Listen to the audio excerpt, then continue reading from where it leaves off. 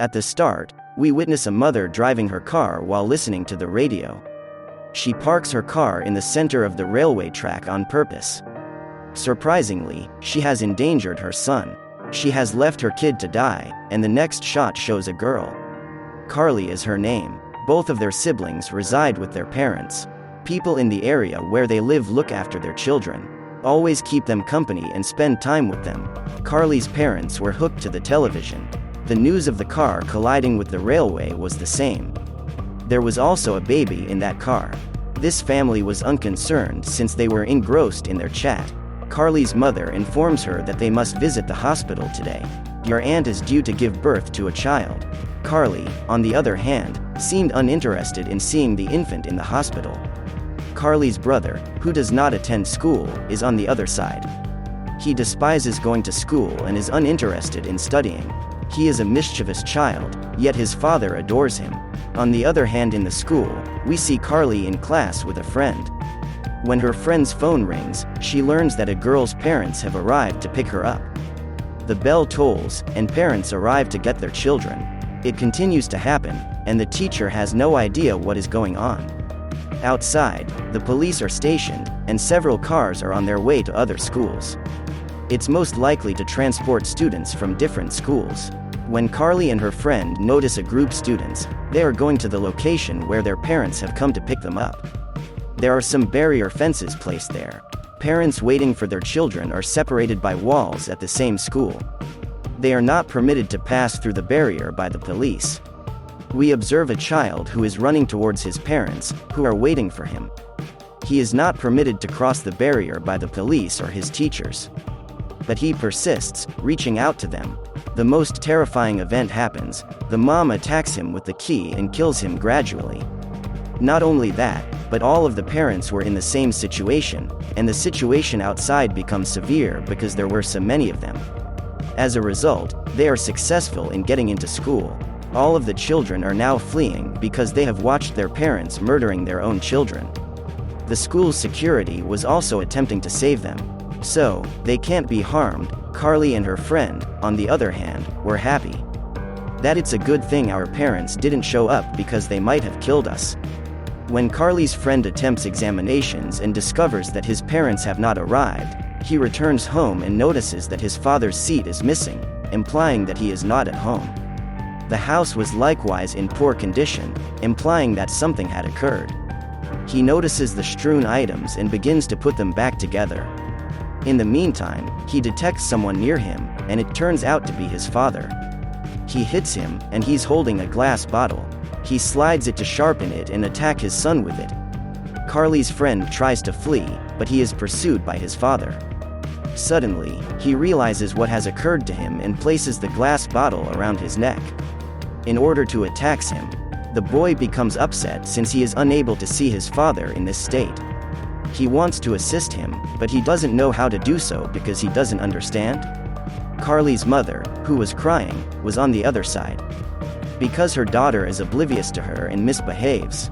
On the other hand, she receives a call from her sister informing her that she has given birth to a child. Carly and her companion are on the other side. They manages to get away from school and go to Carly's friend's house. Carly was sitting in front of the television, waiting for her friend. She is late and notices something is wrong right away. She begins to find her, and she soon finds that her friend has been murdered by her own mother. Carly's mother sees a news as she arrives in the hospital, that a gang is abusing parents by employing a chemical, particularly on the parents who adore their children. They're killing their own children as a side effect of this medicine. When she enters the room, she discovers that her sister has just given birth. The lovely child has been born. She notices Carly's aunt is quite pleased, and she notices the baby is also very happy. She hugs him, and the chemical activates as she does so because of the love. And she hugs him so firmly that the child's breathing fades away. Carly's mother had already seen the news, so she also tries to take the infant. The doctors as well try to take the baby. Later, Carly's aunt tries to use the cutter to attack him and to kill him. Carly's mother, on the other hand, rescues the infant. Carly, on the other hand, notices that her friend's mother has murdered her. and she runs away from there, terrified, and on the way, she witnesses a number of strange events, including a dad murdering his son. With the bat of a baseball, she feels terrified and sees she likes the boy who was beyond her. They were both talking about how Carly's mother doesn't love her, and she also doesn't love her, and their bond isn't strong that this chemical can affect them. And Carly's younger brother's life is in danger, because her parents adore him and have decided to return home to save him. On the other hand, Carly's father is seen in the office, looking exhausted. He sees everything blurred in front of him, which is common when someone is distracted. This indicates that the chemical will have an effect on that person. On the other side, Carly's mother was constantly calling him, and he was shouting loudly. She was concerned that he might murder her son. Because, given the current circumstances, anything is possible. On the other hand, a nurse visits Carly's mother. She informs me that this infant must be kept in the hospital since he is too young. Carly's mother, on the other hand, does not give her. According to the nurse, your sister had the same chemical in her blood. However, we'll keep him in a secure location. The youngster is taken to the hospital and placed in a secure area. There were many more babies present, but the atmosphere outside the room horrific, because the parents were staring at their children like ghosts. Carly's mother was concerned since she wanted to get home as soon as possible. Her husband could not kill her son because he was attached with his son, but there was no need to be concerned because Carly and her companion had already arrived. After seeing her, she returns home. They see maid, asks for lunch, but she declines, instead asking that she be told where my younger brother is. Carly observes blood on the broom and realizes what has happened. Because she wasn't present, the maid also killed her daughter. She grows frightened and asks the maid to leave this house immediately. She goes upstairs to look for her brother. She notices him hiding under the bed, terrified. Carly inquires if he is safe, and he responds that he is safe. When I observe the maid murdering her daughter, I feel terrified. And I've come here to hide because I'm scared. We're done, Carly says. You've done a fantastic job. Come to me now, and we'll travel together since we're in danger. Carly's father has arrived, and they are unsure how to proceed. Carly's buddy decides to stray by going to her father. As a result, they may flee, and he may join them. Carly's father, on the other hand, starts yelling at him, and the two have a huge fight. Carly's brother is terrified and seeks help from his father. He is completely unaware of the current situation. Carly's father approaches him to kill him, but your child tries to stop him. Carly's father pushes the youngster and starts chasing after his kids. The kids were also on the run from their father. His feet drop off a toy car, and they get a chance to rescue him to take refuge in the basement. Carly's mother, on the other hand, was concerned and driving the car quickly to reach home. She notices a mother tossing her son in front of her car so he'll be killed, but Carly's mom saves him. She sees her husband faints and she finds some changes in herself. As the medicine is affecting her and she joins her husband. As her husband wakes up, they plan to bring their children out from the basement. They'll kill them later, and Carly's mother politely tells them that, come out, I am fine and unaffected by the medicine. Because I haven't been frank with you since childhood, I won't harm you. Come out, but Carly says, sorry, Mom, we can't. As a result of the fact that father was also present outside, as Carly's father hears this, he begins to yell and badmouths his children. They then begin to break the door down with a drill machine while holding a knife. However, the door was exceedingly strong and could not be broken. His father plans to use the gun he'd hidden to murder them. Fortunately, his son has already taken possession of the weapon. He fires the gun, which hits Carly's mother in the hand. Carly's father, while bandaging her, becomes injured. To get them out, he decides to release a dangerous gas into the room. They inject the poisonous gas into the room so that their children are unable to breathe. Carly's mother notices Carly's fingers in the next scene. Carly pushes her aside as she tries to cut. Their parents stand outside, listening to their children's screams. They'll die as a result of the poisonous gas. Children have not died, and they hope that this will be the case because of the storage. They can die from the gas for the entire night. After a while, we notice that the gas has started to have an effect. Carly was terrified, but it was for her brother's sake, whose face had turned yellow. While taking a breath, Carly was troubled. She was looking for a ventilator and was successful.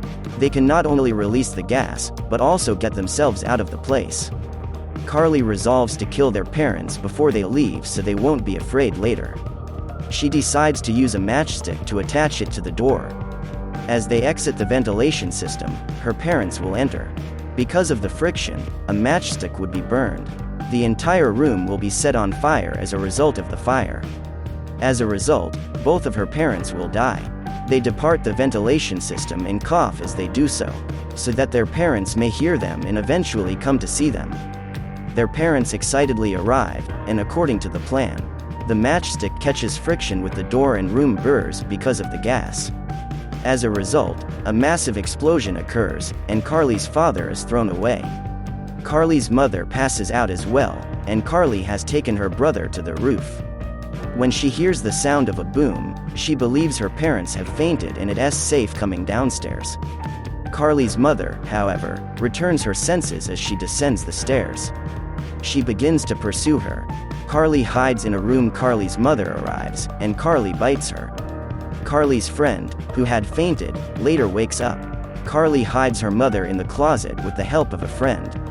They believe she has passed out and will die shortly because she has been silent for a long time. They don't realize she's acting, and she attacks them with a broken hanger afterward. This shattered hanger lands in Carly's friend's face. As a result, his face becomes damaged and bleeds profusely. Carly and her brother attempt to flee during this time. They were, however, surrounded by their parents, as their father had also gained senses. The doorbell rings before they can kill them. Carly's grandparents have arrived today, it was discovered. They opened the door. They were, of course, his parents love him. Carly's grandmother sprays her son. Carly's grandfather, on the other hand, strikes him with a knife. Carly's father was also pursuing his son. Everyone was pursuing each other. And Carly's brother, after becoming scared, he hides in his father's car. Carly bolted outside because her mother was suffocating her. Her grandfather, on the other hand, comes to her rescue. Carly's father sits in his car, which collides with his mother and father as well. Carly's grandfather dies as a result of this.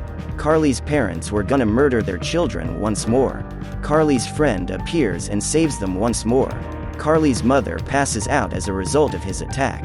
The following scene reveals that all of the kids have imprisoned their parents in the basement. Carly's parents were pleading with them to let them go.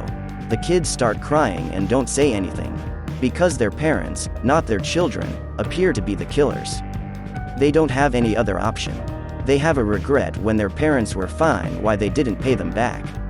It means they didn't listen to them and didn't love them.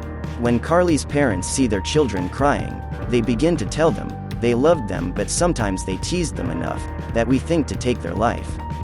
But they can't do this because they loved them. The children who remain rude with their parents have deserved the same. The film ends here. Thank you for watching.